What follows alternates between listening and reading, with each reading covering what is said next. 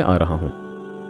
इससे पहले कि आज की वीडियो को कंटिन्यू करें, मैं चाहूंगा कि पिछले हमारे वेबिनार के मैं आपके सामने कुछ ग्लिम्स लेके आ जाऊं कि जल्दी जल्दी उसको हम रिकैप कर लेंगे, फिर उसके बाद इंशाल्लाह आज की वीडियो में हम आगे बढ़ेंगे। हमने वेबिनार में इस बारे में बात की थी कि ये हज बुनियादी तौर पे किन के लिए है। सिर्फ हज हो जाए उनके लिए नहीं, बल्कि जो अपने हज को एक मेमोरेबल हज बनाना चाहते हैं, कंफर्टेबल और मिस्टेक फ्री बनाना चाहते हैं, जो ये 3 मजीद ख्वाब रखते हैं अपने हज के मुतालिक, ये वेबिनार उनके लिए था और ये वीडियो उनके लिए है। फिर हमने इस बारे में बात की कि 70% जो बुजुर्ग लोग हज के लिए जाते हैं वो जाने के चंद दिनों के बाद वापस लौटने के अरमान कर रहे होते हैं। वो इस बात का इंतजार कर रहे होते हैं कि कब मेरे दिन मुकम्मल होंगे हज के 40 दिन और मैं जल्द से जल्द अपने घर पे आ जाऊं। तो उनके ये जो 5 वजूहात हैं, इस पे हमने बात की थी और फिर इनके सॉल्यूशंस के ऊपर हमने बात की थी। फिर मैंने इस बात पे एम्फसाइज किया कि आपने इंडिपेंडेंटली ये 5 चीज़ों को सीखनी है। यानी हज की जो ट्रेनिंग हम होते हुए नजर आती है उसमें मुकम्मल हज के चीज़ों को तो बता दी जाती हैं, लेकिन अलग अलग से उमराह के जो रूल है, हज के जो रूल्स है, एहराम के जो रूल्स है और मस्जिद हरम के और मस्जिद नबवी के जो एटिकेट्स हैं उनको अलग से नहीं बताए जाते। तो इस बारे में एम्फसाइज की गई थी कि क्यों इनकी ज़रूरत है हमें इंडिपेंडेंटली। फिर हमने इस बारे में बात की कि दम क्या होता है। इसके मसले मसाइल में हम नहीं गए थे, लेकिन हमने इस बारे में बात की थी कि वाजिब का गलती से तर्क हो जाना बहुत आम है, बहुत गलतियां लोग कर बैठते हैं। और आप भी हज में जाएंगे और आप देखेंगे कि बहुत सारे लोग आपके आंखों के सामने हम वाजिब को तर्क कर रहे होंगे, लेकिन कोई भी दम देने के बारे में बात नहीं कर रहा होता है। जब आपने हज का ट्रेनिंग अटेंड कर लिया तो आप वाकिफ हैं कि हज के जो फ़राइज़ और वाजिबात से, और आप अगर अवेयर नहीं रहेंगे तो वो गलतियों से आप भी 2-4 हो सकते हैं। बस ये वेबिनार का मकसद ये था कि आप इन्फॉर्म्ड होने के साथ साथ अवेयर भी हो। और क्या वजह है कि आपने कभी भी नहीं सुना कि कोई दम को लाजिम अदा कर रहा हो, उसके पीछे का ये कैलकुलेशन है। फिर हमने इस बारे में बात की कि हज के अंदर में जो अक्सर लोग इस गलती को करते हैं, अक्सर लोग, और इसको ना बहुत तकलीफ के साथ मैं आपके सामने ये बात रख रहा हूँ और बहुत उम्मीद के साथ आपके पास ये बात रख रहा हूँ कि इस गलती में आप भी मुब्तला ना हो जाए। कि हज में जब 40 दिन आपको मिलते हैं, शुरू में आपको लगता है कि बहुत लंबा अरसा है, 40 दिन मुझे गुजारना है, आप अपने वक्तों की कदर करना छोड़ देते हैं, वक्त को ज़ाया करने में लग जाते हैं। इस चीज़ से परहेज़ करना है और इससे मुतालिक हमारी बहुत सारी दीगर बात हुई थी। फिर हमने वक्त का एक पेरीमीटर कैलकुलेट किया कि हमारे वक्त की कीमत को समझने के लिए कैलकुलेशन हमने किया, जिसका नतीजा ये था कि हज के दौरान आपकी 1 घंटे की कीमत है 600 रुपये, 633 रुपये, 633 रुपीज़ पर आवर आपकी रेट है। अगर आप किसी के साथ बात करके ज़ाया कर रहे हैं तो गोया कि आपने 600 रुपये ज़ाया कर दिया है। और अगर पैसे आपके नज़दीक बहुत बड़ी अहमियत नहीं रखती हैं तो आप ज़रूर इस बात को अहमियत देंगे कि आपकी ज़िंदगी का 0.002% आप जीने के लिए जा रहे हैं हज के दौरान। हज का जो 40 दिन है ये बहुत ही मुख्तसर, और हर वो मुख्तसर चीज़ कीमती होती है। इसके पीछे हमारा असल मकसद ये बताना था कि वक्त बहुत कीमती है, बहुत ज़्यादा कीमती है, बहुत कम है, इसको बहुत एहतियात के साथ इस्तेमाल करने की ज़रूरत है। पिछले वेबिनार में हमने ये भी बात की कि आपको इंडिपेंडेंटली मक्का का जो स्टे रहेगा और हज के जो 5 दिन और मदीने के जो 8 दिन होंगे, इनके लिए अलग अलग से तैयारी करनी होगी। और ये तैयारी आपके पैकिंग से रिलेटेड हो सकती है, आपके नॉलेज से रिलेटेड हो सकती है, आपके माइंडसेट से रिलेटेड हो सकती है। इस बारे में हमने डिटेल में बात की थी। और जब बात आती है माइंडसेट की, तो एक चीज़ आपने हमेशा अपने जहन में रखना है कि जब आप जाएंगे आप देखेंगे हर कोई दुआ कर रहा होता है, जाने से पहले दुआएं सीख के जा रहा होता है, लेकिन सब्र करने वाले बहुत कम होते हैं। हाँ, सब्र करने के लिए तलकीन करने वाले सब होते हैं। हर कोई एक दूसरे को गुस्से में कह रहा होता है कि सब्र करो, लेकिन उनकी बातों में सब्र नजर नहीं आती है। तो आप हजरात से ये दरख्वास्त है कि वहाँ पे वक्त ज़ाया करने के बजाय दुआओं में लगाइए और दुआ के अलावा सब्र कीजिए। दुआ और सब्र, दुआ और सब्र, ये पूरा सफ़र जो है ये दुआ और सब्र का है। और आप देखेंगे कि आपकी सब्र की आजमाइश होगी वहाँ पे और दुआ करने का मौका मिलेगा आपको। आपने इस दुआ के मौके को गंवाना नहीं है और सब्र करने का कोई मौके को आपको ज़ाया होने नहीं देना है इंशाअल्लाह। हमने पॉइंट वाइज इन 5 टॉपिक को कवर किए थे। पिछले वेबिनार में हमने इस बारे में किया कि आपकी क्या प्लानिंग और प्रिपरेशन होनी चाहिए हज के जाने से पहले के लिए, और हमने इस बारे में बात की कि किस तरीके से things to be avoided to maximise the reward. आप जा रहे हैं, आपकी हज कबूल होगी इंशाअल्लाह, अल्लाह की ज़ात से उम्मीद है, लेकिन ज़्यादा से ज़्यादा सवाब हासिल करने के लिए आप ऐसा क्या चीज़ है जिसको आप तर्क कर सकते हैं। करने वाली बात तो हर कोई कहता है, नहीं करने वाली बात करने वाले बहुत कम होते हैं। और नहीं करने वाले काम जब हम कर बैठते हैं तब हमारा सवाब ही होती है जो कम होने को हो जाती है। फिर हमने बात की things to be avoided to keep mental peace, और ये बहुत ज़्यादा जरूरी है और कहीं पे भी इस बारे में बात नहीं होती है। और अक्सर जो बुजुर्ग हजरात होते हैं जो 50-60 साल की उम्र में जा रहे होते हैं, वो मेंटल पीस नहीं मिलने की वजह से 2-4 हो रहे होते हैं। कहीं भी मैंने ये बात होते हुए नहीं सुना कि भाई वहाँ पे अगर जहनी एतबार से आपको सुकून रहेगा तो अब तभी तो आप इबादत में मन लगा पाएंगे। और ये लीजिए टिप्स ताकि आपका जहनी एतबार से आप पीस रहे। तो हमने इस बारे में बात की थी आपने अगर नहीं देखा तो उस वेबिनार को देख सकते हैं, इस वीडियो के नीचे इंशाल्लाह उसका लिंक मैं दे दूंगा।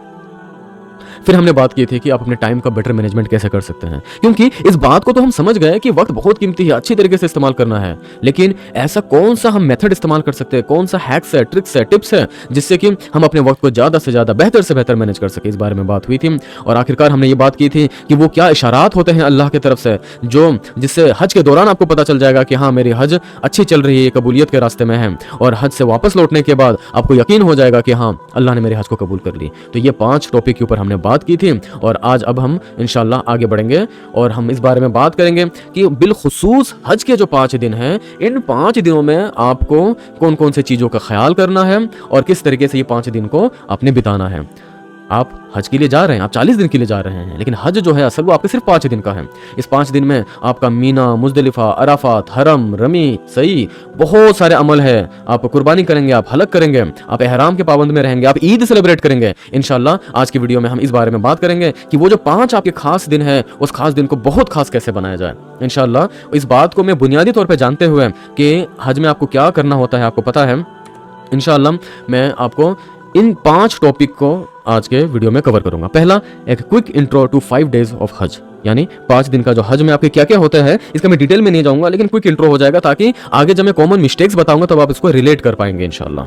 तो इसके बाद सेकंड हम बात करेंगे कॉमन मिस्टेक ड्यूरिंग हज। अच्छा, जब मैं कॉमन मिस्टेक आपको बता रहा हूँ तब ये ऐसा नहीं है कि जितनी गलतियां होती है मैं सब बता दूंगा, लेकिन जो अक्सर गलतियां होती है वो इंशाल्लाह बताऊंगा। बड़े ध्यान से आप सुनिएगा इस चीज को, और जब आप हज के उन 5 दिनों के अंदर में होंगे तो आप अपने जहन में इस बात को रखेंगे इंशाल्लाह कि ये गलती अक्सर लोग कर रहे हैं और आप अपने आंखों से होते हुए देखेंगे, लेकिन आप खुद इंशाल्लाह ये गलती को नहीं करेंगे, और क्योंकि आप इस वीडियो को देख चुके होंगे। फिर मैं आपको बताऊंगा कि तलबिया की क्या एटिकेट है और उसका क्या स्पिरिट है।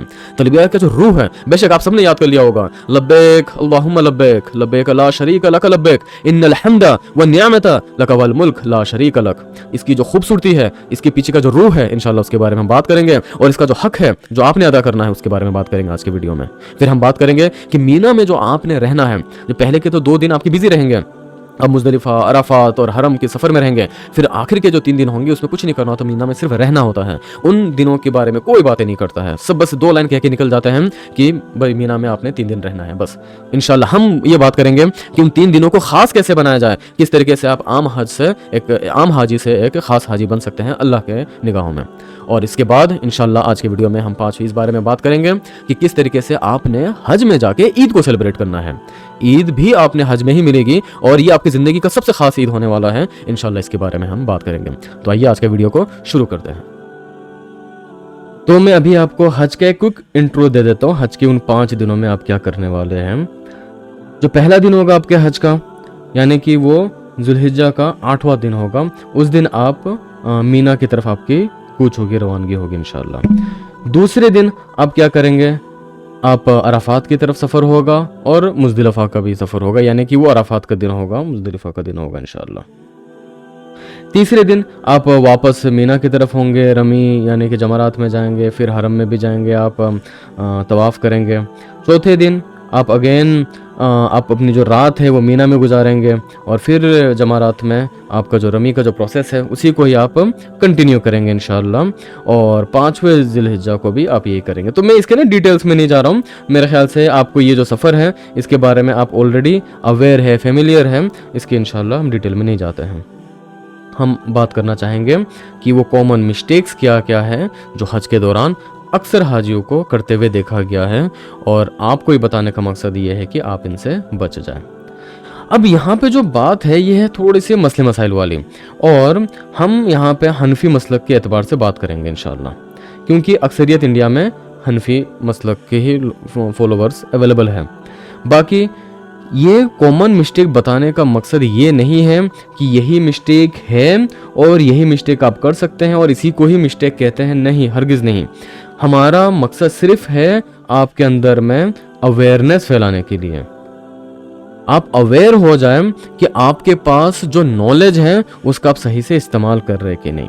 ओके, तो पहला मिस्टेक जो मैं कवर करना चाह रहा हूँ वो ये है एंटरिंग अराफात बिफोर जवाल। आप देखेंगे, आप अपने आंखों से इस बात को शाहिद होंगे कि फजर के बाद से ही अराफात के लिए ट्रेन, बस, पैदल हर तरीके से लोग जाने को शुरू हो जाते हैं, लेकिन असल जो उसूल है उसके मुआफिक हनफी मसलक के नज़दीक आपको अराफात के मैदान में ज़वाल होने के बाद ही दाखिल होना है, यानी कि आप अराफात में दाखिल होंगे और होते ही आप ज़ोहर की नमाज की अजान हो जाएगी और आप पढ़ लेंगे। अब सवाल ये उठता है कि ये कैसे मुमकिन है कि इतना टाइमिंग को एग्जैक्टली मैच करना। हाँ, सच में ये मुमकिन नहीं है, इतना आसान नहीं है।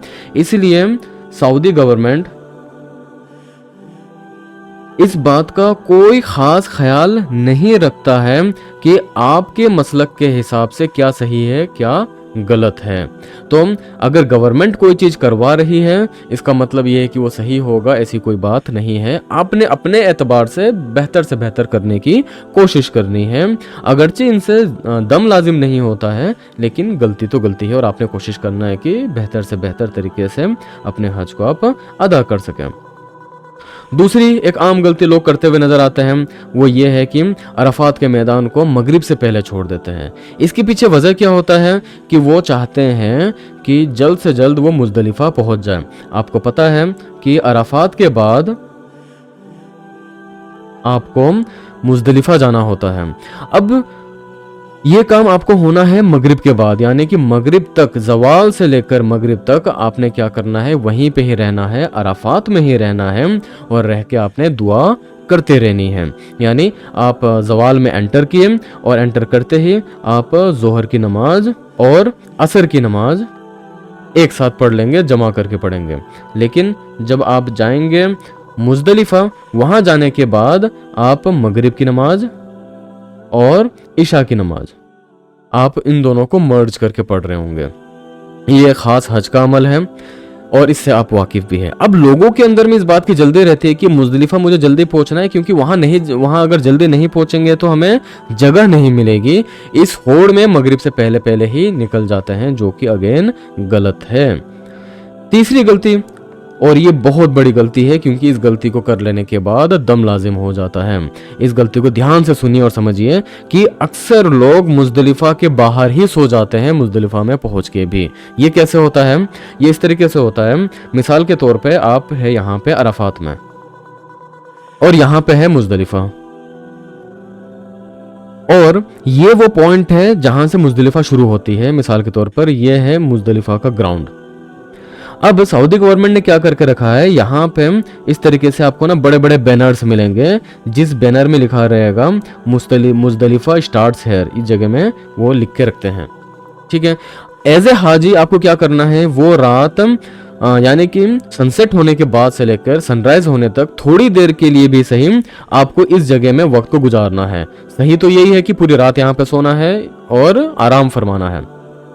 अब होता यह है, एक हाजी है यहाँ से चल पड़ा और यहाँ आया और जैसे देखा कि यहाँ पे मुजदलिफा आ गया है और यहीं पे ही अपना उसने बिस्तर लगा लिया, क्योंकि वो थोड़ा सा और आगे चल के देखा यहाँ पे ऑलरेडी लोग आ चुके हैं, तो वो समझता है कि ठीक है भाई। अब पीछे से एक और हाजी आए। अब आप देखेंगे मुजदलिफा में पूरी रात लोग ट्रेवल करते रहते हैं। अगर आप मुजदलिफा में पहाड़ के ऊपर चढ़ के किसी और रात को 3 बजे भी अगर आप देखेंगे तो आपको यहाँ से इस तरफ आते हुए लोग आपको नजर आएंगे। अच्छा, अब क्या हो रहा है, यहाँ पे ऑलरेडी भीड़ लग गई है। अब यहाँ पे एक और बंदा आया और आके यहाँ पे आया और यहाँ पे एक और बंदा है, उससे पूछने लगा हाजा मुजदलिफा, तो कहेगा हाँ हाजा मुजदलिफा, बस यही मुजदलिफा है। तो इसने भी यहाँ पे बेड लगा लिया। ला इल्मी में सबको पता है, सबको इस बात का इल्म है कि मुजदलिफा में रात गुजारनी है, लेकिन बस आउट ऑफ कंफर्ट वो क्या करेंगे, यहाँ पे अपना बेड लगा लेंगे। एक और आया, उसने अपना बेड यहाँ लगाया, एक और आया, उसने अपना बेड यहाँ लगा लिया। और होता यह है कि ये सड़क को ही पूरा कवर करने लग जाते हैं, आगे का रास्ता लोगों को नजर नहीं आता है। हत्ता कि लोग इतने दूर में सोने लग जाते हैं कि यहाँ से मुजदलिफा स्टार्ट्स हेयर वाला बोर्ड भी नजर नहीं आता है। और यहाँ पे जो हाजी आते हैं, जो रात को 3 बजे मान लो पहुंच रहे हैं, उनको इस बात का अंदाजा भी नहीं होता है कि हमें इसके अंदर में भी सोना है। असल में जब मैं हज के लिए गया था, अल्लाह का शुक्र है, तब हमारे साथ के एक हाजी थे और उन्होंने हमें ये वाक़या बताया। वाक़या ये था कि ये भी उन्हीं में से थे, क्योंकि इनके साथ क्या था, ये खुद भी बुजुर्ग थे और इनके साथ और भी बुजुर्ग हजरात थे। तो ये लोग जब आए और करीब करीब ये तो 2011 की बात है, उस टाइम पे ट्रेन का ट्रेवल नहीं होता था, तो बस से ही लोग आते थे, पैदल आते थे। अल्लाह का शुक्र है मैं नौजवान था, मैं तो पैदल आ गया था और मैं मुजदलिफा के पहाड़ के ऊपर चढ़ गया था। अब वो लोग मेरे साथ सेम ईयर में हम हज किए थे, लेकिन वो मेरे साथ नहीं आए थे, तो मैं उनका वाक्य बता रहा हूँ जो उन्होंने खुद अपने जुबानी मुझे बताया।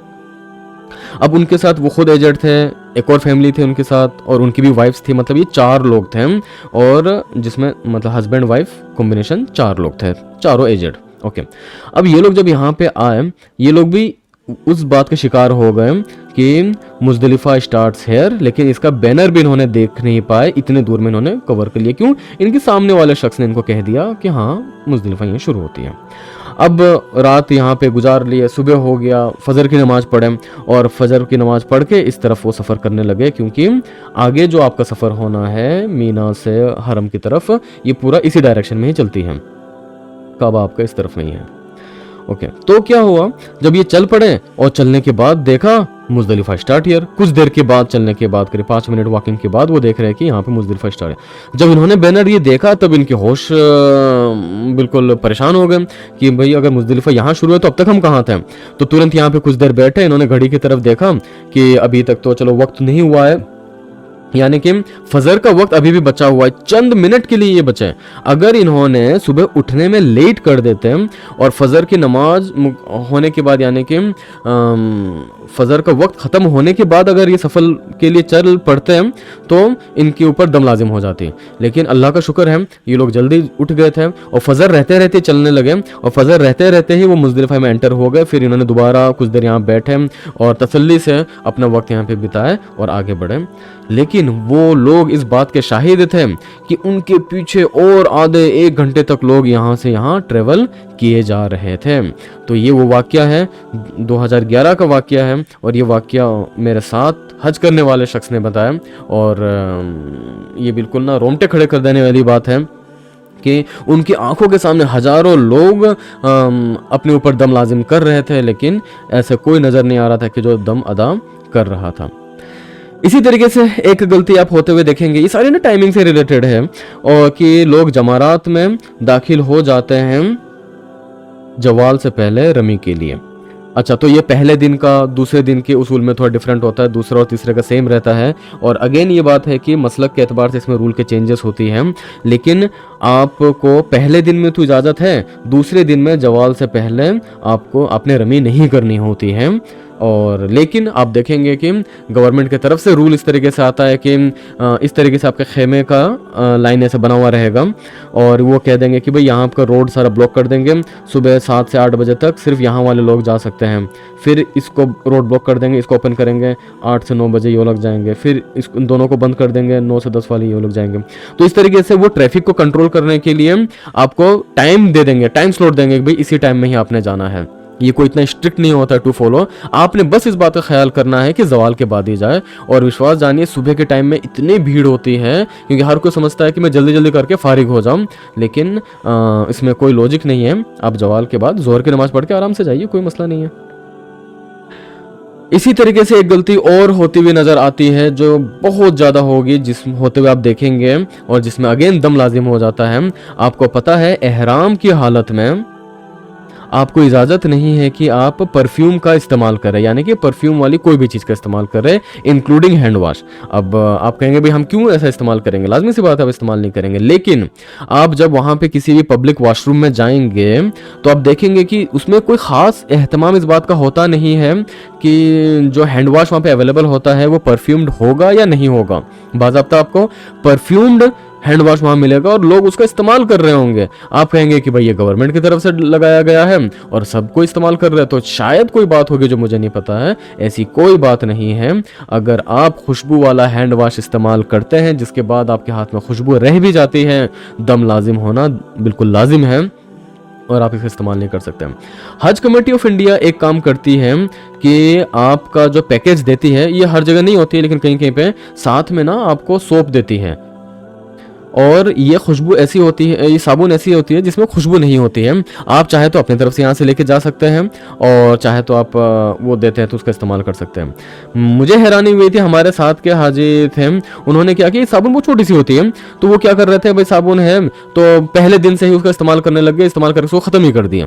उनको इस बात का अंदाज़ा नहीं था कि इसको बचा के रखना है हज के दिनों तक के लिए, और उन्होंने इसका इस्तेमाल करके कंज्यूम करके ख़त्म कर दिया और फिर हैंड वॉश वही इस्तेमाल कर रहे थे। अब ना हज़ारों की तादाद में लोगों को देखेंगे कि हैंड वॉश का इस्तेमाल कर रहे हैं डंके की चोट में और अपने ऊपर दम लाजिम कर रहे हैं। और ये सारे लोग इस बात में अवेयर होते हैं कि हमें खुशबू का इस्तेमाल नहीं करना है एहराम की हालत में। ये सारे लोग ऐसे होते हैं जो ट्रेनिंग अटेंड किए हुए होते हैं, बिल्कुल आपके जैसे मेरे जैसे आम लोग होते हैं, लेकिन सिर्फ इस उम्मीद में कि भाई सब लोग कर रहे हैं तो सही होगा, बस वो कर बैठते हैं। इस वजह से जो मैं इस बात पे बहुत फोकस कर रहा था पिछले वेबिनार में भी और इस वीडियो में भी कि प्लीज़ आप दूसरों के इल्म के ऊपर डिपेंडेंट होके मत जाइए। एक गलती और लोग करते हैं और वो ये होता है कि अपनी कुर्बानी को कंफर्म किए बगैर हेयर कट करने लग जाते हैं। आप अगर खुद अपने तरफ से हेयर कट का इंतज़ाम करके लेके जाए, जिसका मैंने ट्रिक आपको कल बताया था, जो आपका वक्त और पैसे दोनों बचाएंगे, तो आपकी मर्जी। अदरवाइज अगर आप बार्बर से अगर आप हेयर कट कराने लगेंगे तो होता है कि वहाँ पे बहुत भीड़ होता है और बाज़ हफ्ता शुरू में आपको इतनी भीड़ नज़र नहीं आएगी। हेयर कट कराते हुए लोग आपको नजर आएंगे, फजर के बाद से लोग हेयर कट करवा रहे होंगे। अब मसलक के एतबार से ये सारी चीज़ें नहीं होती हैं, और जैसे मैंने आपको बताया हनफी मसलक के एतबार से आपको बता रहा हूँ कि आपने कुर्बानी पहले कंफर्म कर लेना है कि आपकी हो गई है, उसके बाद ही आपको हेयर कट करनी है। लेकिन आप देखेंगे कि लोग हेयर कट कर रहे हैं और आपको जैसे जगह मिलेगा शायद आप कर बैठे, लेकिन इससे दम लाजिम हो जाती है। बहरहाल ये कुछ कॉमन मिस्टेक्स थे जो मुझे आपके साथ शेयर करना था। इसका हरगिज़ ये मतलब नहीं है कि इसके अलावा और कोई गलती नहीं होती है, और हरगिज़ इसका ये भी मतलब नहीं कि हर कोई ये गलती करता है। कहने का मकसद सिर्फ इतना है कि पूरी ट्रेनिंग को अटेंड करने के बाद, हर चीज़ से अवेयर होने के बाद भी इतनी गलतियां होते हुए आप खुद अपने आंखों से शाहिद होंगे, और आप इन गलतियों खुद ना कर बैठो, इसके लिए आपको अवेयर होने की ज़रूरत है। बस अवेयरनेस हो आपके अंदर में, इंशाल्लाह आप सारे के सारे गलतियों से बच जाएंगे। और मुझे उम्मीद है अगर आपने अपने दिल के कान से मेरी सारी की सारी बातों को सुनी है तो हज के दिनों में आपको मेरी बात आपके कान में गूंज रही होगी। जब आप लोगों को परफ्यूम से अपने हैंड वॉश करते हैं, परफ्यूम्ड सोप से अपना हैंड वॉश करते हुए आप देखेंगे, तब आपको मेरी बात याद आ रही होगी और आप शुक्र कर रहे होंगे कि हम इन गुनाह से बच रहे हैं। चलिए अगला हम बात करते हैं तलबिया के बारे में, इसके एटिकेट और इसके स्पिरिट। तलबिया आप सभी हजरात को याद होगा और मुझे मालूम है कि हर किसी को ये याद होता है, और ये बड़े ही शौक के साथ पढ़ने वाली चीज़ होती है और पढ़ते भी हैं। इसमें मर्दों के लिए ये ज़रूरी होता है कि आवाज़ के साथ पढ़े, मस्तूरात इसको आवाज़ के साथ ना पढ़ें, और लब्बैक अल्लाहुम्मा लब्बैक लब्बैक ला शरीक लक लब्बैक इन्नल हम्दा व निअमत लक वल मुल्क ला शरीक लक। आप इसको बहुत ही ज़्यादा इखलास के साथ, खुलूस के साथ पढ़ेंगे, इसमें कोई शक नहीं है। लेकिन जो मेरी गुजारिश ये है वो ये है कि आपने इसको ज़ोर से पढ़ना है, क्योंकि इसको आवाज़ के साथ पढ़ने का ही हुक्म है। यहाँ पे आप जब आप पढ़ रहे होंगे ना, अपने अंदर में एक फीलिंग को डेवलप करना है। आप इसके पीछे का जो वाक़या है कि किस तरीके से ये कहानी जुड़ती है इब्राहिम अलैहिस्सलाम के साथ, कि जब इब्राहिम अलैहिस्सलाम ने पूरे काबा को मुकम्मल कर दिए थे, बना दिए थे, फिर अल्लाह सुब्हानहू व तआला ने इब्राहिम अलैहिस्सलाम से फरमाया कि आप एक काम कीजिए कि दुनिया के तमाम लोगों को यहाँ पे बुलाइए ताकि वो आके आपके इस घर, अल्लाह के इस घर का तवाफ़ करें। तो इब्राहिम अलैहिस्सलाम ने फरमाया कि या अल्लाह, मैं कैसे लोगों को आवाज़ दे सकता हूँ? ऐसे कैसे मुमकिन है कि मैं एक ऐसी आवाज़ दूंगा कि यहाँ पे दुनिया के हर कोने से लोग आके इकट्ठा हो जाएंगे? अल्लाह सुब्हानहू व तआला ने फरमाया, इब्राहिम मेरे खलील, आपका काम है आवाज़ देना, आवाज़ का पहुँचाना मेरा काम है। तो इब्राहिम अलैहिस्सलाम ने क्या किया कि एक चट्टान के ऊपर, पहाड़ के ऊपर खड़े हुए और आवाज़ लगाई, एक बड़ा उन्होंने निदा किया पूरी की पूरी दुनिया के लोगों तक, उनकी आवाज़ जहाँ तक पहुँच सकती थी, और उन्होंने बोला कि आओ हर कोई आइए, अल्लाह की तरफ से मैं आपको बुला रहा हूँ, और आइए आके अल्लाह के घर का तवाफ़ कीजिए। अल्लाह सुब्हानहू व तआला ने क्या किया, उनके इस अनाउंसमेंट को एक माइक में अनाउंस करवा दिए, और ये लाउड स्पीकर जो था ये आलम अरवाह में, जहाँ पे आपकी मेरी हम सब की रूह थी, उनमें इसको अनाउंस करवा दिए। जब हम थे आलम अरवाह में। अब मुझे उम्मीद है कि आप आलम अरवाह से फेमिलियर होंगे। आपकी मेरी हम सब की रूह ने इब्राहिम अलैहिस्सलाम की आवाज को सुनी और सुन के आपने कहा लब्बैक या अल्लाह। जब इब्राहिम अलैहिस्सलाम बुला रहे हैं तो आपने ये जवाब दिया कि या अल्लाह मैं आ रहा हूँ, मैं हाजिर हूँ, मैं आ रहा हूँ, मैं हाजिर हूँ। तो वही अपनी हाजिरी का और अपने आने का आपने लब्बैक लब्बैक मतलब ये होता है जैसे मेरी वालदा ने अगर मुझे बुलाया तो मैं क्या कहूँगा कि जी अम्मी जी मैं आ रहा हूँ। तो जो जी अम्मी जी जो हाँ हाजिर हूँ, प्रेजेंट हूँ, उसके लिए ये वर्ड इस्तेमाल होता है लब्बैक, कि हाँ मैं आपको रिस्पॉन्ड कर रहा हूँ। ये रिस्पॉन्स देने का एक तरीका होता है। तो लब्बैक जब हम कह रहे हैं, हम किसको क्या लब्बैक कर रहे हैं? हम असल में अल्लाह को लब्बैक कह रहे हैं और इब्राहिम अलैहिस्सलाम की आवाज पे हम लब्बैक कह रहे हैं। तो आपने उसी फीलिंग को अपने दिलों में री एनर्जाइज करना है, उसी फीलिंग को फिर याद करना है। आपको समझना है कि आपके कान में इब्राहिम अलैहिस्सलाम की आवाज आ रही है और ये आवाज अल्लाह की तरफ से है कि एक निदा लगाई जा रही है कि आ जाओ अल्लाह के घर पे, आ जाओ हज करने के लिए। और आप कह रहे हैं कि हाँ मैं आ रहा हूँ।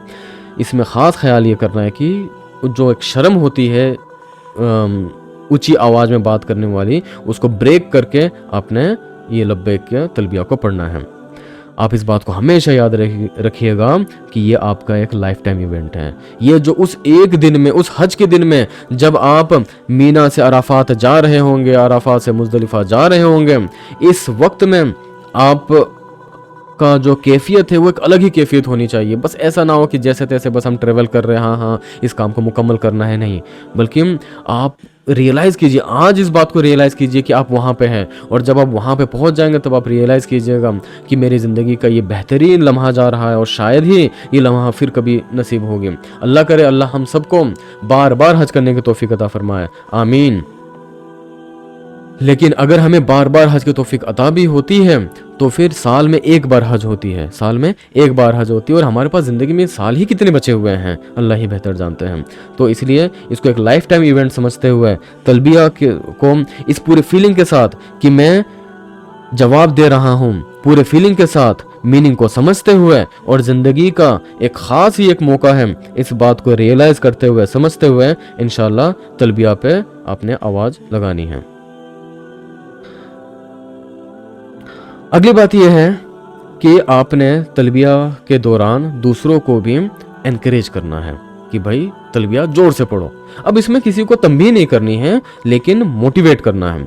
और आप हजरात माशाल्लाह, अक्सर मेरे जो सुनने वाले हैं वो 50-60 साल की उम्र दराज लोग होंगे। अक्सर ये चीज़ देखी गई है कि जो नौजवान होते हैं वो तो बहुत ऊंची आवाज़ में पढ़ते हैं, लेकिन जो उम्र दराज लोग होते हैं उनको एक शर्म सी होती है। वो ज़्यादा ऊँची आवाज़ में तलबिया पढ़ने में उनको हेजिटेशन होता है। वो पढ़ रहे होते हैं लब्बैक अल्लाहुम्मा लब्बैक लब्बैक ला शरीका लक लब्बैक। नहीं नहीं नहीं, लब्बैक ऐसे पढ़ने वाली नहीं है। अगर आपकी माँ ने आपको आवाज़ लगाया तो आप कैसे कहेंगे जी मम्मी जी, जी अम्मी जी मैं आ रहा हूँ। उस जज्बे के साथ आपने तलबिया पढ़ना है। लब्बैक अल्लाहुम्मा लब्बैक लब्बैक ला शरीका लक लब्बैक इन्नल हम्दा वन निअमता लक वल मुल्क ला शरीक लक। बेशक या अल्लाह तेरा शरीक कोई नहीं है, या अल्लाह तेरा शरीक कोई नहीं है, तमाम मुल्क का मालिक तू ही है। या अल्लाह मैं आ रहा हूँ, या अल्लाह मैं आ रहा हूँ। इस जोश के साथ, इस जुनून के साथ, इस मोहब्बत के साथ, इस फीलिंग के साथ, इस समझ के साथ तलबिया को पढ़ना है। अल्लाह के वास्ते तलबिया को बस एक फॉर्मेलिटी मत बना दीजिएगा। तलबिया को जो है एक जुनून के साथ, मोहब्बत के साथ पढ़ने की कोशिश कीजिएगा। ये तलबिया आपसे ये चाहता है। तलबिया पढ़ना हर कोई आपको सिखा रहा है, आप सीख चुके हैं अब तक। और तलबिया कहाँ पढ़ना है, कब पढ़ना है, कैसे पढ़ना है, सब बात हो चुकी है। लेकिन उसके पीछे जो इमोशंस हैं इस पे बात नहीं होती है। जब आप पूरी मोहब्बत से जब आप अल्लाह को कहेंगे या अल्लाह मैं आ रहा हूँ, मेरे अल्लाह मैं आ रहा हूँ, अल्लाह कितनी मोहब्बत से आपको बुलाएंगे, कितनी मोहब्बत से अल्लाह सुब्हानहू व तआला आपकी तरफ नज़र करेंगे कि हाँ मैंने अपने बंदे को बुलाया है मेरे घर का तवाफ़ करने के लिए, मैंने अपने बंदे को बुलाया है मेरे पास हज करने के लिए। देखो ये भी कितनी मोहब्बत से आ रहा है। अगर मेरे वालदा ने मुझे बुलाया और मैं जी मम्मी जी आ रहा हूँ, बड़े ही दिल के साथ, फॉर्मेलिटी के साथ, बिना इमोशंस के साथ, बिना जोश और जज्बे के साथ मैं बोला हाँ मम्मी आ रहा हूँ, बस आपने बुलाया तो मैं आ रहा हूँ, तो मम्मी को अगर मुझे कुछ इनाम देना था, अगर 4 देना था, तो वो 2 में बस कर देंगे, बोलेंगे इनको तो कोई खुशी है ही नहीं मेरे घर पे आने का। अल्लाह सुब्हाना ताला के पास जब हम जा रहे हैं, हमें अपनी खुशी का इजहार करना है, और तलबिया ही है खुशी को इजहार करने का तरीका। अब आते हैं हम अपने अगले टॉपिक में, making Meena stay more special. देखिए स्पेशल तो है ही, अब हज का जो पूरा सफ़र ही स्पेशल है, इसमें कोई शक और शुबा नहीं है, लेकिन हम बात कर रहे हैं मोर स्पेशल, ज़्यादा से ज़्यादा इसको ख़ास बना कैसे सकते हैं आप, इंशाल्लाह हम इसके बारे में बात करेंगे।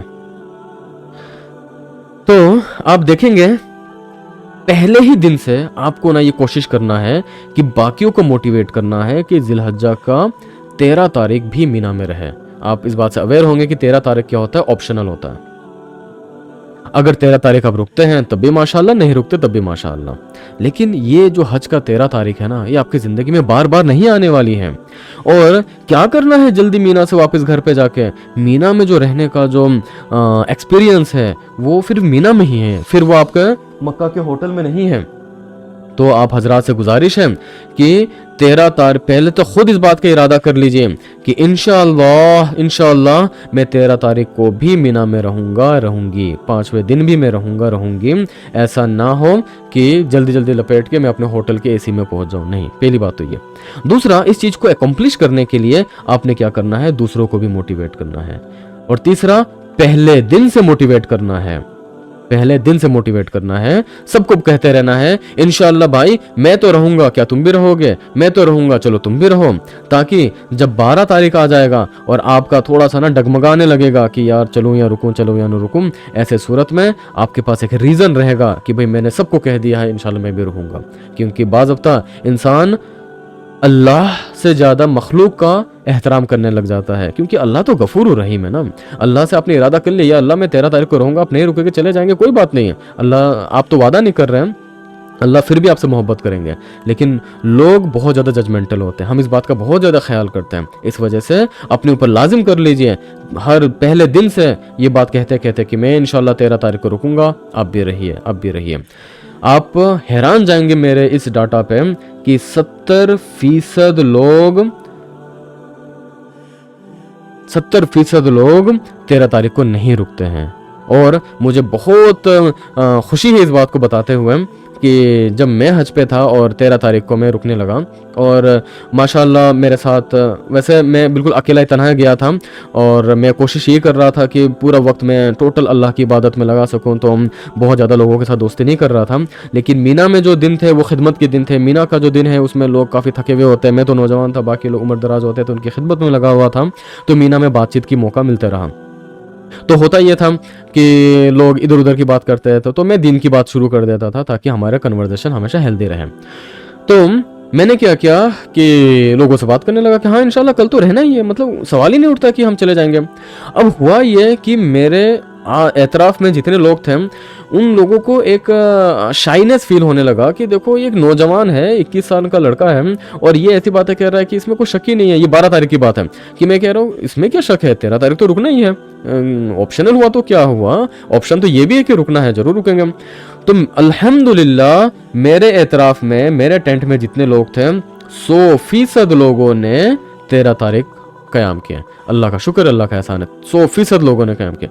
लेकिन ये 13 तारीख जब हम मीना से बाहर, मीना में होटल अपने टेंट से बाहर निकल के देखते थे, पूरा खाली खाली, पूरा कोई नहीं, बिल्कुल ये कह सकते हैं ना मज़ा आ गया, बिल्कुल खाली मिला। मीना आपको ऐसा खाली देखने को नहीं मिलेगा। जमारात में गए, आराम से रमी कर रहे हैं, कोई मसला नहीं है, तो अपने रहना है। दूसरी बात, आपको इन दिनों को दूसरों की खिदमत में यूटिलाइज करना है as much as you can. मैं समझ रहा हूँ आपका उम्र ज़्यादा हो सकता है कि आप खुद खिदमत लेने की पोजीशन में हैं, तो ऐसी सूरत में अपनी तरफ से कोशिश करना है कि दूसरों से खिदमत कम से कम लिया जाए।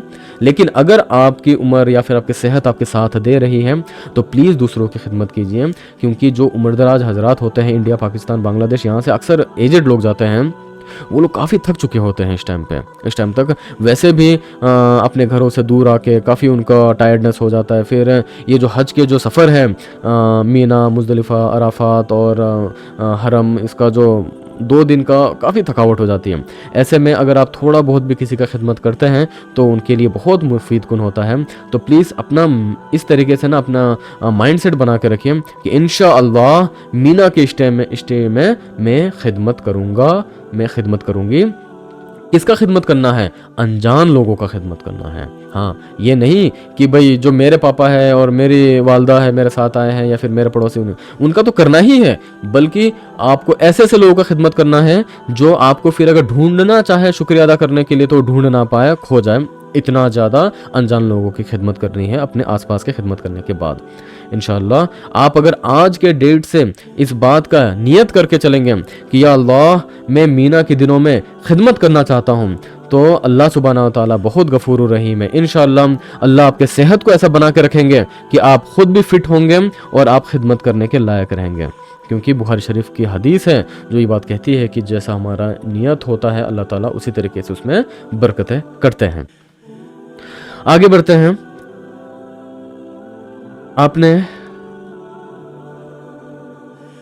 आपने इस बात की कोशिश ये करना है, हमेशा पानी का जो एक बोतल है ना आपका फिल रखना है। पानी का बोतल हर किसी के पास रेडी रहता है उस टाइम पे। और ये चीज़ ना मीना के लिए है, पूरे मतलब हज के जो 5 डेज है उसमें आपने इस बात का ख्याल रखना है। खास तौर पे ये जो आपका ट्रेवल रहेगा मीना अरफात मुजदलिफा ये वाला सफ़र के दौरान में भी और मीना के स्टे के दौरान में भी हमेशा अपने बोतल को फिल करके रखिएगा, क्योंकि पानी जो है सबसे ज़्यादा एसेंशियल चीज़ है। आप जा भी रहे गर्मी के सीज़न में, हाँ पानी आपको प्यास भी बहुत ज़्यादा लगेगी और पानी का हमेशा दरकार है, चाहे पीने के लिए, चाहे वुज़ू के लिए, चाहे वॉशरूम के लिए, आपको पानी हमेशा ज़रूरत है। और अक्सर आप देखेंगे कि लोग पानी की तलाश में परेशान हो रहे होंगे। अगर आप खिदमत की नीयत रखते हैं और पानी का बोतल अगर आप भर कर रखेंगे तो हमेशा आपको कोई ना कोई मिलेगा जिसको पानी की ज़रूरत है। और पानी के लिए ना वहाँ पर लाइन लगी रहती है, क्योंकि मीना में ख़ास तौर पर बहुत ज़्यादा फैसिलिटी पॉसिबल नहीं है। आप समझ सकते हैं, टेंट सिटी होता है, कर भी नहीं सकते।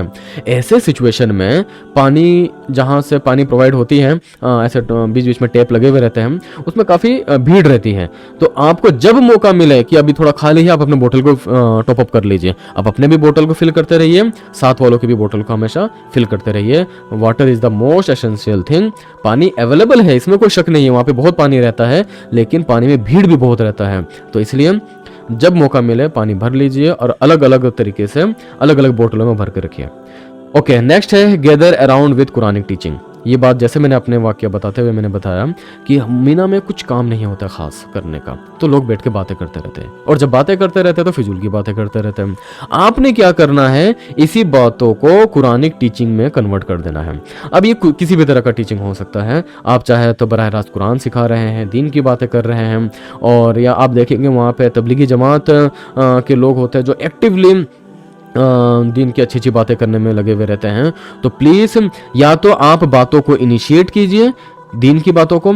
अगर आप इनिशिएट नहीं कर सकते तो जो इनिशिएट कर रहा है उसको सुनिए, उसको फॉलो कीजिए, क्योंकि या तो आप अच्छी बात करेंगे या तो आप बुरी बात करेंगे या तो नहीं बात करेंगे। नहीं बात करना इज बेटर देन बुरी बात करना। और मीना में कोई ख़ास इबादत होती नहीं है, आपको 5 वक्त की नमाज पढ़नी है, तस्बीहात करने हैं और दिन में एक बार जाके आपको रमी कर देना है। बाकी दिन क्या करेंगे, पूरे दिन भर क्या करेंगे? दिन भर आप ऐसा माहौल बना लीजिए, आप अपने एतराफ़ में ऐसा एक सिचुएशन सीन ऐसा क्रिएट कर लीजिए कि अगर बेजा बातें करने का किसी को दिल कर भी रहा है तो वो कर ना पाए, ऐसा उसको मौका ही ना मिले इंशाअल्लाह। तो इसके लिए आपको ना पहले से इरादा करके रखना है। नेक्स्ट है गो वॉशरूम इन ऑड आवर्स। ये बहुत ज़्यादा एसेंशियल है, बहुत ज़्यादा एसेंशियल है, ख़ास तौर पे मीना में। ऑड आवर का मतलब क्या है? ऐसे वक्त में जब ज़्यादा भीड़ नहीं होती। ऑड आवर का मतलब ये है कि आम तौर पे लोग जिस टाइम पे जाते हैं, कोशिश कीजिए उस टाइम पे आपने नहीं जाना। ये आप कैसे कर सकते हैं? ये खुद प्री प्लानिंग से आप कर सकते हैं। आप देखेंगे कि लोग वहाँ पे हर कोई तहज्जुद फजर में उठ जा रहा है, कुछ तहज्जुद में उठ रहे हैं। अगर आप देखेंगे कि अक्सर लोग वहाँ पे 5 बजे उठ रहे हैं, आपको 4 बजे उठ जाना है, बस इतना सा ही करना है। अगर आपको सुबह वॉशरूम जाना ही जाना पड़ता है तो। अगर कुछ लोग ऐसे होते हैं जिनका वॉशरूम के लिए अच्छा कंट्रोल रहता है, तो इस टाइम पे जाके टॉयलेट के बाहर खड़े रहने में कोई मतलब नहीं है। आप देखेंगे लाइन लगा के लोग खड़े हैं, और वो भी ना दरवाजे में टेक लगा के खड़े हैं कि भाई अगला नंबर तो मेरा ही है। इस लाइन में लोग आधा आधा घंटा खड़े रहते हैं, कोई मतलब नहीं है। प्री प्लानिंग कीजिए, वहाँ पे आपको लाइन में खड़े रहने की ज़रूरत ना पड़े। अगर आपका ऐसा होता है कि सुबह उठने के बाद जाना ज़रूरी है, तो बाकियों से पहले उठ जाइए, भीड़ लगने से पहले उठ जाइए, या फिर भीड़ ख़त्म होने के बाद जाइए। यहाँ पे जो लाइन लगाना है ना, इस चीज़ से अपने आप को बचाने की कोशिश कीजिए हत्तल इम्कान, ख़ास तौर पे मीना में, क्योंकि मीना में बहुत ज़्यादा इसकी फैसिलिटी अवेलेबल नहीं होती है। मुझे उम्मीद है आप इन चंद बातों का अगर आप ख्याल करेंगे तो मीना का स्टे आपका इंशाल्लाह बहुत ही बेहतरीन स्टे हो जाएगा, बहुत ही आफियत के साथ भी रहेगा, नूरानियत के साथ भी होगा, आप गलतियां भी नहीं करेंगे और इंशाल्लाह आप खुश भी होंगे। आपके अंदर में एक सेल्फ कंटेंटमेंट होगा, सेल्फ सेटिस्फेक्शन होगा, आप अपने आप से खुश होंगे कि मैंने मीना में अपने वक्त को बहुत अच्छी तरीके से गुजारा है। अब आते हैं हमारे अगले टॉपिक की तरफ, जो है ईद सेलिब्रेशन। अच्छा, ये ईद में तो बाय डिफ़ॉल्ट हर कोई खुश होता है, आप भी खुश होंगे, लेकिन एक चीज़ आप वहाँ पे नोटिस करेंगे कि लोग होते हैं बहुत ज़्यादा थके हुए। इस वजह से ईद को ना, ईद में आपको वो चार्म नज़र नहीं आएगी। बहुत हैरानी की बात है, लेकिन आपको चार्म नज़र नहीं आएगी। आप इस बात को हमेशा याद रखिएगा कि आपकी ज़िंदगी का ये सबसे यूनिक और सबसे बेहतरीन ईद है, आपकी लाइफ का सबसे बेहतरीन ईद है कि आप हज का वाला ईद, ऐसा ईद हर कोई को हर अपनी ज़िंदगी में नहीं मिलता है, और आपको भी हर साल ये वाली ईद नहीं मिल रही है। तो पहला काम तो ये करना है कि आपने खुद चार्म रहना है। दूसरा काम ये करना है कि you need to speak good with others and make them charm also. Eid के दिन आप देखेंगे लोग थके हुए हैं, बैठे हुए हैं, अभी तो आए हलक किए, रमी किए हैं और तवाफ़ ज़ियारा करके आए हुए हैं, और कोई किसी से बात करने को तैयार नहीं है। आप इतने नाराज़ क्यों हैं? आप इतना दुखी क्यों हैं? आप किस बात से इतना परेशान हैं? अल्लाह ने आपको अपने घर पे बुलाया है, अल्लाह ने आपको कुछ एक्टिविटी करने के लिए बोले हैं, और फिर अल्लाह आपके लिए ऐलान कर रहे हैं, पूरे आसमानों में आपके लिए ऐलान हो रहा है, फरिश्ते आपको बधाई दे रहे हैं कि दुनिया में ये सबसे बेहतरीन लोग हैं, इनकी सारी गुनाहें माफ़ हो चुकी हैं। यहाँ तो आपको बहुत खुश होने की ज़रूरत है। इससे ज़्यादा मुबारकबाद वाली कोई दिन नहीं है। ईद का मतलब ही होता है खुशी का दिन, लेकिन और हज में जो ईद होता है वो सबसे ज़्यादा खुशी का दिन होता है। आपने अपनी खुशी का इजहार करना है, बहुत ज़्यादा खुशी का इजहार करना है, उस दिन दुखी नहीं रहना है। आपको बेहतरीन ड्रेस पहनना है, जो भी आपके पास ड्रेस अवेलेबल है लेके जाइए पहले से ही। आप जब मीना में जाएंगे, आप जब पैकिंग करेंगे, आप एक बेहतरीन ड्रेस, मतलब आपकी लाइफ का जो बेहतरीन ड्रेस है, उस ड्रेस को अलग से कीजिए। क्यों मैं इस बात को इतना एम्फसाइज कर रहा हूँ?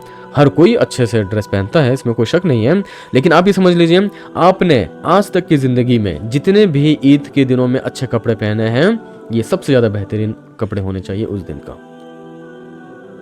इससे हम अपने खुशी का इजहार कर रहे हैं। हकीकतन हम अल्लाह से बताना चाह रहे हैं, जिस तरीके से आपने शादी के दिन एक ख़ास कपड़े पहने होंगे, जिस दिन आपने शादी किए थे, उस दिन आपने एक ऐसा कपड़ा पहना था जो आम तौर पे आप जुमे के दिन में नहीं पहनते हैं, आम ईद के दिन में नहीं पहनते हैं। तो आप ये समझ लीजिए कि आम दिनों में और जुमा के दिनों में और फिर ईद के दिनों में और फिर जो हज में जो ईद है उनके दिन में, इसमें सबसे बेहतरीन कपड़ा आपने पहनना है, क्योंकि ईद के दिन में बहुत ज़्यादा एक्टिविटी करने का आपके पास है नहीं कुछ। आपको अपने खुशी का इजहार ही इन्हीं चीज़ों से करना है। तो प्लीज़, जब अल्लाह खुशी मना रहे हैं, अल्लाह खुशी का इजहार कर रहे हैं कि मैंने अपने बंदों को माफ़ कर दिया, देखो मेरे बंदे मेरे पास आए हैं, आप भी खुशी का इजहार कर लीजिए। ये वो दिन है जब आप अपने रिलेटिव को और फ्रेंड्स को कॉल कीजिए। देखिए, मैंने अपने वेबिनार में हमेशा इस बात का एम्फेसाइज किया है कि इबादत के मामले में सेल्फिश रहना है।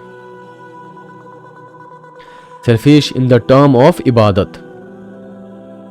जब आप इबादत कर रहे हैं उस वक्त में आपने सेल्फिश होना। और हज का जो पूरा सफ़र है ये इबादत का सफ़र है, आपको उसमें रिश्तेदारी बनाने के लिए आप नहीं जा रहे हैं। लेकिन लेकिन लेकिन ईद का जो दिन है, ईद का दिन है सेलिब्रेशन का दिन, ईद का दिन है खुशी मनाने का दिन, ईद का दिन है अपने रिश्तेदारों को, अपने दोस्तों के साथ खुशी का इजहार करने का। चाहे तो ईद का पूरा दिन आप बस फ़र्ज नमाज पढ़िए और बातों में लगा लीजिए, अच्छी अच्छी बातों में, लाजमी सी बात है। अपने ढूंढ ढूंढ के सारे रिश्तेदारों को कॉल कीजिए। रिश्तेदारों जब आपको कॉल करेंगे और पूछेंगे आपके हालात, तब आप ऐसे बात ना करें कि हाँ बस हो रहा है बेटा, अभी तवाफ़ करके आया हूँ, थक गया हूँ। नहीं नहीं नहीं, अपनी थकावट को रखिए, छुपाइए, दबाइए। आप याद कीजिए उस दिन जब आपका बेटा पैदा हुआ था, जिस दिन आपके बेटे का बर्थ हुआ था, उस दिन आप, आपकी वाइफ कितने ज़्यादा थके हुए थे, कितने ज़्यादा परेशान थे, लेकिन जैसे ही उसका नूरानी चेहरा आपने देखा, आपके शरीर की सारी थकावट दूर हो गई। ईद का दिन भी बिल्कुल वैसा ही है कि आप बहुत थके हुए हैं, इसमें कोई शक और शुबा नहीं है। आपने बहुत सफ़र किया है, इतना सफ़र करने की आदत नहीं है, वो सफ़र आपने किया है। और सफ़र भी क्या सफ़र, अगर हम सफ़र की बात करें तो आज से 30 साल पहले, 40 साल, 50 साल पहले लोग पैदल जा जाके सारे काम करते थे। आज माशाल्लाह बस भी है और ट्रेन भी है। लेकिन फिर भी मैं इस बात का एहतराम करता हूँ कि आप थके हुए थे, लेकिन अपनी थकावट का इजहार मत कीजिएगा जब आप बात कर रहे होंगे अपने दोस्तों के साथ। मुझे उम्मीद है कि आप मेरे इस बात को समझ भी रहे होंगे और आप मेरे इस बात पे अमल भी करेंगे। अल्लाह सुब्हानहू व तआला बहुत खुश हो रहे हैं, आपने भी बहुत खुश होना है। अल्लाह सुब्हानहू व तआला आपके लिए खुश हो रहे हैं, आपने अपने आप के लिए खुश होना है। अगली बात यह है कि आपको जो ना चीज़ों को शेयर कीजिए। शेयरिंग से क्या होती है, एक मोहब्बत बढ़ती है। जैसे कि मैंने आपको बताया कि हज के दिन, ईद के दिन मीना के अंदर में आपको ना एक मायूसी वाला माहौल दिखेगा आमतौर पे इल्ला माशाल्लाह, आमतौर पे आपको दिखेगा कि लोग थके हुए हैं और मायूस हैं। ऐसे में आपके पास भी बहुत खास कुछ एक्टिविटी करने के लिए है नहीं, सिवाय इसके कि आप अच्छी बातें कर लीजिए, हाँ, सिवाय इसके कि आप किसी को कॉल कर लीजिए, सिवाय इसके कि आप अच्छे कपड़े पहन लीजिए, सिवाय इसके कि उनको कुछ खाने के लिए किसी को हदिया कर दीजिए। बहुत कुछ खाने का भी वैरायटी वहाँ पे आपको नहीं मिलेगा। वैसे आप अपने साथ एक खास इत्र लेके जाइए, आप करिए इस काम को, फिर देखिए कितना मजा आता है।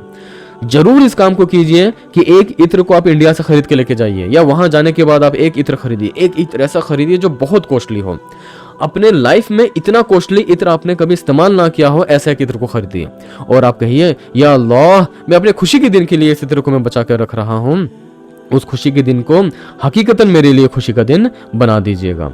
अल्लाह सुब्हानहू व तआला इंशाअल्लाह आपकी इस खुशी को हकीकतन खुशी में कन्वर्ट करेंगे। और आपने क्या करना है, ये इत्र सबके साथ शेयर करना है, सबके साथ शेयर करना है इसको, जो भी आपके आजू बाजू में लोग हैं। एक तो आपको लोग ऐसे मिलेंगे जो कहेंगे नहीं नहीं नहीं इत्र नहीं लगाते हैं। क्यों नहीं लगाते भाई? क्यों? वो अभी तक इस कंफ्यूजन में होंगे कि एहराम का क्या हुकूक है और हाँ, क्या रूल्स है आपके हज के।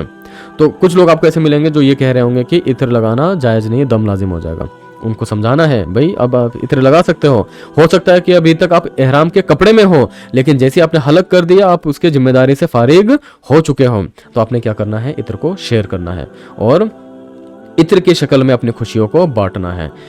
मुझे उम्मीद है कि आप लोग मेरे साथ इंशाअल्लाह कहेंगे कि ईद के दिन आप लोग हकीकतन ईद को सेलिब्रेट करेंगे। ईद के दिन हकीकतन ईद को सेलिब्रेट करेंगे।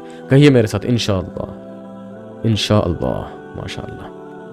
तो अब हम आगे बढ़ते हैं अपने इस आज के वीडियो को के कंक्लूजन में, कि इस बात को याद रखिए, वही बात जो मैंने पिछले वेबिनार में कहा था और आज के वीडियो में कह रहा हूँ, कि जब आप अल्लाह के घर में हैं और अपने घर को याद नहीं कर रहे हैं, ये इस बात की अलामत है कि आपकी हज अच्छी जा रही है। और जब आप अपने घर में पहुँच चुके हैं और आपने देखा कि आपके लाइफ में, आपके पर्सनैलिटी में कुछ पॉजिटिव चेंजेस आया है, इसका मतलब यह है कि अल्लाह ने आपके हज को कबूल फरमा लिए हैं।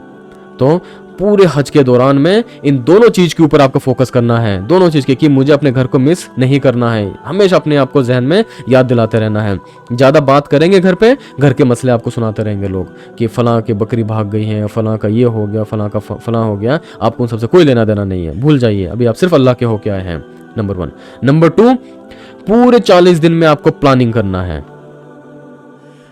40 दिन आपको प्लानिंग करना है कि किस तरीके से मैं अपनी ज़िंदगी में सुधार लाऊंगा। सुधार इन द टर्म्स कि आप सुन्नत पे कैसे अमल कर सकते हैं, आप किस तरीके से ज़्यादा कुरान की तिलावत कर सकते हैं, किस तरीके से आप ज़्यादा से ज़्यादा नवाफिल पढ़ सकते हैं, आप किस तरीके से ज़्यादा दीन की खिदमत कर सकते हैं, किस तरीके से आप क्या कर सकते हैं कि आप एक अच्छे इंसान बन जाए। ये प्लानिंग जब आप 40 दिन तक करेंगे, इंशाअल्लाह जब आप वापस लौट रहे होंगे, तब इन प्लानिंग के ऊपर अल्लाह ताला आपको अमल करने की तौफीक अता फरमाएंगे। क्योंकि इन 40 दिन में जो आप प्लानिंग करेंगे तो प्लानिंग के लिए दुआ भी कर रहे होंगे, और इंशाअल्लाह अल्लाह के घर पे जाके जब जो दुआ करेंगे, अल्लाह वो दुआ को कबूल करेंगे। और जब आप अल्लाह से ये दुआ करेंगे कि या अल्लाह, मैं एक अच्छा मुसलमान बनना चाहता हूँ, या अल्लाह मैं तेरा शुक्रगुजार बंदा बनना चाहता हूँ, या अल्लाह मुझे अच्छा इंसान बना दे, या अल्लाह, मुझे अल्लाह के ज़ात से उम्मीद है कि अल्लाह सुब्हानहू व तआला आपकी इस दुआ को ज़रूर बिल ज़रूर कबूल करेंगे। और अगर ये दुआ कबूल हो गई,